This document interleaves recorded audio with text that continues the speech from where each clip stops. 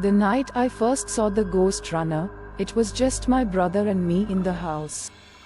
I hated being home alone with my brother, but it happened a lot when I was growing up. I avoided hanging around him as much as possible, even when I was little. He irritated me and I didn't like to feel young. I was standing in the hallway outside of his room. The one place he never looked for me. At the other end of the hallway was my room, and next to that was my parents' room. All the lights were off except the one right behind me, my brother's. And I was gearing up my courage to head into my room. The darkness terrified me. I had to stare into it long and hard before I was sure I had the courage to rush in and flick on the light. This time, though, there was something in my room. I couldn't tell my brother, so I stood and watched it. Whatever it was darker than the darkness. A grey-black figure that rushed from my parents' room through the wall and into my room. Choking on a scream, I bolted into the computer room, on the other side of the house, and curled up in the corner shaking. My brother glanced away from the computer screen long enough to snort laughter at me, then left me there for the rest of the night.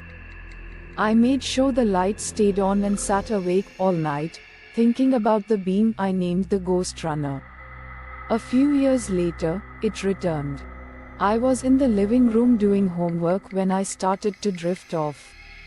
My eyelids were heavy, but not so closed that I couldn't see a grey-white figure dash across the walkway between the dining room and the kitchen.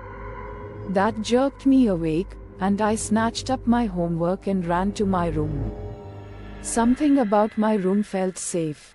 I finally ventured out a few hours later to get a glass of water, because my throat felt dry enough to be a desert.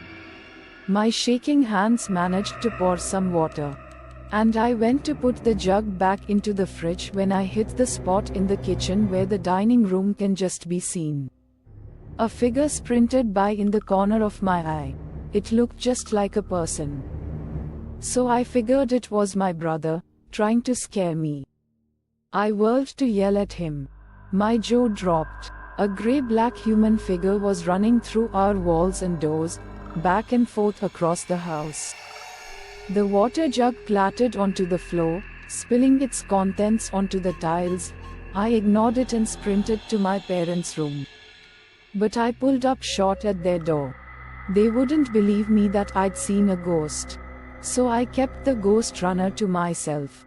Through the years to follow, I did extensive research on what the ghost runner might have been. Because although I never saw him again, he still haunted my visions and my nightmares. An obscure article one finally came across spoke about shadow people. Supernatural beings that walked in and out of walls. I figured I'd found the ghost runner.